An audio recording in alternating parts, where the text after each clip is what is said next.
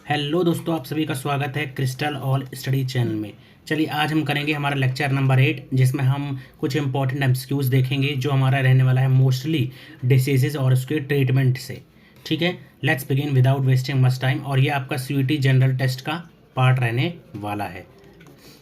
चलिए let's begin.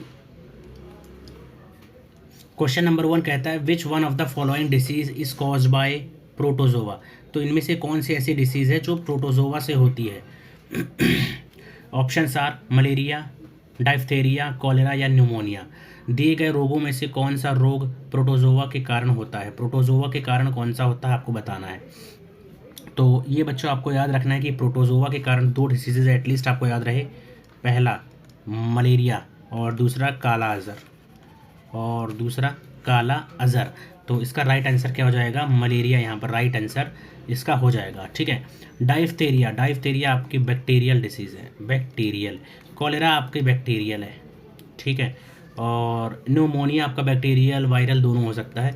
Pneumonia किसको affect करता है? लंग्स को अफेक्ट करता है। कौन से पार्ट के?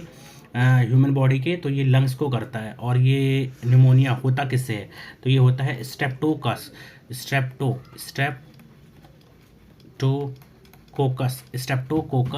न्यूमोनिया है। स्ट्रेप्टोकोकस न्यूमोनिया है। इससे होता है क्या? न्यूमोनिया। ये किसको इफेक्ट करता है? लंग्स को इफेक्ट करता है। चलिए, प्रोटोजोआ आपने देख लिया कि प्रोटोजोआ के कारण क्या क्या होता है? मलेरिया और काला अजहर। ठीक है। प्रोटोजोआ को कौन सा पैरासाइट करता है? तो प्लाज्मोडियम। ये आपको याद रखना है कि जो मलेरिया बीमारी है वो कौन से पैरासाइट से होती है? कौन से प्रोटोजोआ से? तो प्लाज्मोडियम से होती है। और आपको अगर वायरल डिसीज़ हैं वो याद करने के लिए आपको याद रखना है कि दाई से आप याद कर लीजिएगा दिल्ली, दाई पुलिस। सिक से आप इस तरह याद कर सकते हैं, सिक मी।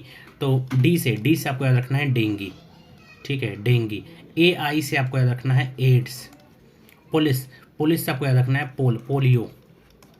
उसके बाद सिक यहाँ पर 3 है, स्मॉल पॉक्स, इन्फ्लुएंजा और चिकन पॉक्स। ME से आपको याद रखना है मीसल्स। तो ये सारी आपकी वायरल डिसीजेज हो जाती हैं। और इसी के साथ हम कुछ बैक्टीरियल अपनी डिसीजेज देख लेते हैं जो बैक्टीरिया के कारण होती हैं, जो आपको याद रखना है बैक्टीरियल डिसीजेज। तो इसको कैसे आप याद करेंगे? बी को आप छोड़ देंगे, ए के बाद बी से बैक्टीरिया ही हो गया, सी डी और टी। तो इसमें देखिए ए से आपको कौन सी डिसीज़ याद आ रही है वो बताइए। ए से जो डिसीज़ आपको याद आ रही हो, ए से ऐसे कोई डिसीज़ माइंड में आ रही है, देन आपको याद रखना है एंथ्रैक्स।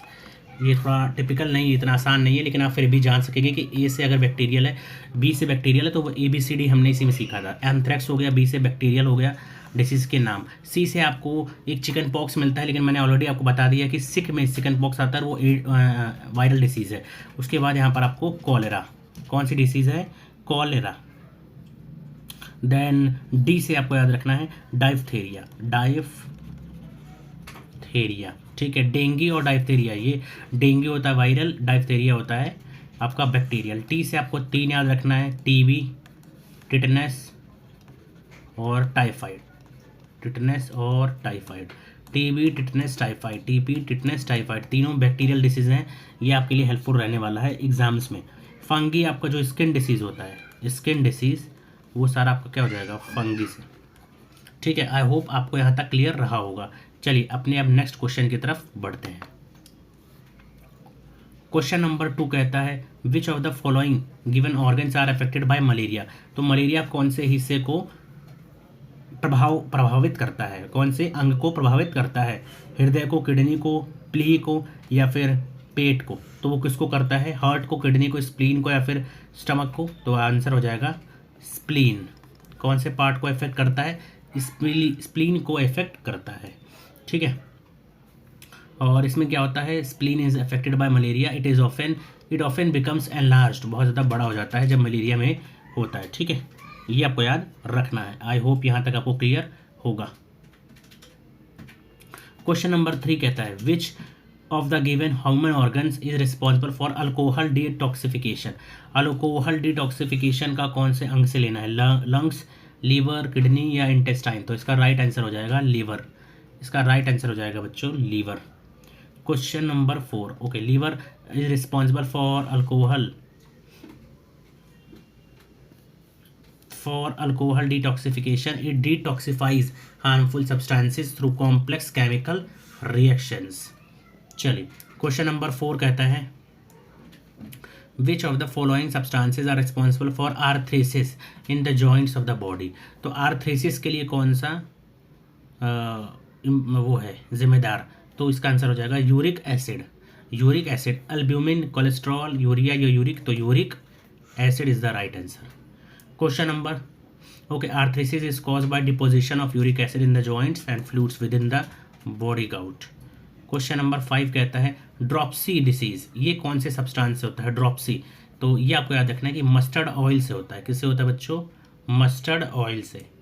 चलिए, dropsy is characterized by swelling of body tissues due to accumulation of fluids. It is caused due to intake of adulterated mustard oil. Diarrhoea is caused by which of the following vectors, तो diarrhoea किससे होता है ये आपको बताना, amoeba, bacteria, fungus या rota virus. तो इसका राइट आंसर हो जाएगा रोटा वायरस। तो rotavirus is a group of RNA viruses. It is most common cause of severe diarrhoea. चलिए, hysteria is a disease commonly found in which among the following options. तो hysteria किस में होता है ज़्यादातर, young man, young women, old women या फिर none of this, युवा पुरुष, युवा महिलाएं, बूढ़ी औरतें या इनमें से कोई नहीं। तो इसका राइट आंसर हो जाएगा बच्चों यंग वुमेन के बीच हिस्टेरिया ज़्यादा देखा जाता है। ठीक है, इसमें क्या होता है कि it is a genital disease whose symptoms are anxiety, discomfort, faintness. Question number 8, name the disease caused by swelling of membrane over the spinal cord and brain. तो ब्रेन की डिसीज इसमें से कौन सी है, ये है मेनिंगिटिस डिसीज का लेना देना ब्रेन से है, ये आपको याद रखना है। ठीक है बच्चों, इसमें स्वेलिंग हो जाती है। Meningitis is a disease caused by inflammation of protective membranes covering the brain and the spinal cord. I hope यहाँ तक आपको क्लियर हुआ होगा। चलिए, नेक्स्ट क्वेश्चन आता है एंथोफोबिया का लेना देना, कौन से फियर है। तो एंथोफोबिया दिए गए विकल्पों में से किसका डर है, बिल्लियों का, पानी का, फल का या फूल का। तो इसका राइट आंसर हो जाएगा फूलों का डर है, फूलों से डर है, उसको एंथोफोबिया कहते हैं। ठीक है, एंथोफोबिया। हाइड्रोफोबिया का लेना देना किससे है, is caused by which of the following options, virus, bacteria, protozoa या फंगस। चलिए बताइए, हाइड्रोफोबिया का लेना देना कौन सी चीज़ से है। Hydrophobia is caused by which of the following options. तो हाइड्रोफोबिया का किससे लेना देना है, तो ये हो जाएगा आंसर, इसका राइट आंसर वायरस से। हाइड्रोफोबिया का लेना देना वायरस से है। ठीक है, question number 11, which of the following is given responsible for yellow fever. Yellow fever के लिए कौन सा रिस्पॉन्सिबल है, हाउस फ्लाई, मॉस्किटो, वाटर या बैक्टीरिया। इसका राइट आंसर हो जाएगा mosquito is responsible for yellow fever. और इसको कौन करता है, Aedes aegypti, Aedes female mosquito, Aedes aegypti, ये आपको याद रखना है। क्वेश्चन नंबर 12 कहता है what happens in a body of a person who is suffering from dengue fever से। जो डेंगू फीवर से सफ़र कर रहा है, डेंगू कौन सी बीमारी है, तो डेंगू बताइए कौन सी बीमारी है, ये है आपकी वायरल बीमारी। इसमें क्या होता है, प्लेटलेट घट जाती हैं, शुगर लेवल बढ़ जाता है, शुगर लेवल घट जाता है या प्लेटलेट इंक्रीज हो जाती है। तो इसमें प्लेटलेट घट जाती है ड्यू टू इंटरनल ब्लीडिंग, क्योंकि इंटरनल ब्लीडिंग हो रही होती है। ठीक है, प्लेटलेट क्या करती हैं, डिक्रीज कर जाती हैं। Which of the given disease is cause due to deficiency of iodine. Iodine की कमी से कौन सी डिसीज होती है, कैंसर, नाइट ब्लाइंडनेस, गोइटर या रिकेट्स। इनमें से आपको बताना है। तो इसका राइट आंसर क्या हो जाएगा, चलिए देखिए, डिफिशियंसी ऑफ आयोडीन, तो आयोडीन की कमी से गोइटर होता है, आयोडीन की कमी से गोइटर। रिकेट्स होता है विटामिन डी की कमी से। कैंसर होता है, कैंसर कई रीजन्स हो सकते हैं, विटामिन नाइट ब्लाइंडनेस होता है विटामिन ए की कमी से। ठीक है, और बेरी होता है विटामिन B1 की कमी से। ये सारी चीज़ें आपको याद रखना है, विटामिन B1 की कमी से। ठीक है, और इसी का नाम थायामिन भी है, थायामिन, विटामिन B1 का नाम थायामिन। चलिए, क्वेश्चन नंबर 14 कहता है what is the full form of MRI tool for diagnosis. तो MRI की फुल फॉर्म क्या होती है? मैग्नेटिक रेजोनेंस इंडेक्स, इंडेक्स नहीं होता है, magnetic resonance imaging. Yes, this is the right answer, magnetic resonance imaging. ठीक है, the full form of MRI is magnetic resonance imaging. It is a test that uses magnetic field and pulses of radio waves to make pictures of organs and structures inside the body. Which of the following given is responsible for ergotism disease? तो ergotism disease का किससे लेना देना है? Polluted water, uncooked food, रोटिंग vegetable या contaminated grains? तो ergotism disease जो होती है वो होती है कंटेमिनेटेड ग्रेन से। किससे होती है बच्चों? कंटेमिनेटेड ग्रेन से। Ergotism disease is cause due to the use of contaminated grains. चलिए, क्वेश्चन नंबर 16 कहता है which of the following responsible for itai disease? तो इथाई डिसीज के लिए कैडमियम, लेड, निकल या मरकरी? तो इसका राइट आंसर हो जाएगा कैडमियम मेटल के कारण होता है इथाई डिसीज। ठीक है, बिकॉज ऑफ कैडमियम पॉइजनिंग के कारण होता है itai disease. Which of the following given BMD test are perform?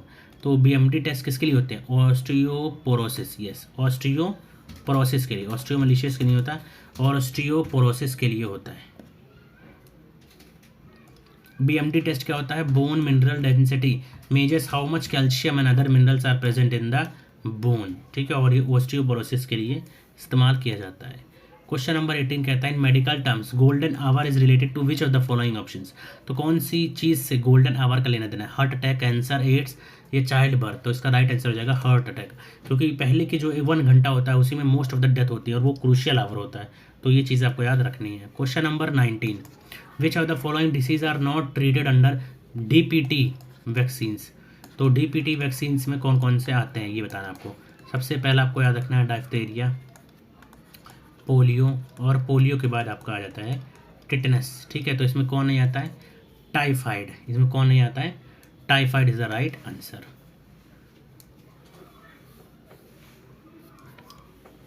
चलिए, क्वेश्चन नंबर 20 कहता है when any disease spread across the world then it is called? अगर कोई बीमारी दुनिया भर में फैल जाए तो उसको क्या कहा जाएगा? जैसे कि कोविड-19। अब बताइए इसका राइट आंसर क्या होगा? एंडेमिक कहा जाएगा, एपिजूटिक कहेगा, पेंडेमिक कहेगा, क्या कहेंगे? तो इसका राइट आंसर हो जाएगा पेंडेमिक। क्या हो जाएगा बच्चों? पेंडेमिक। तो चलिए, आज हमने 20 क्वेश्चन देखे और मोस्ट ऑफ द सारे क्वेश्चन हमने देखे। पहले तो हमने मेजर जो किससे किससे बीमारी होती है, जैसे वायरल बीमारी हमने देखी, प्रोटोजोआ से देखा, बैक्टीरिया से क्या क्या होता है, एंड देन उसके बाद हमने कुछ इंपॉर्टेंट क्वेश्चंस किए।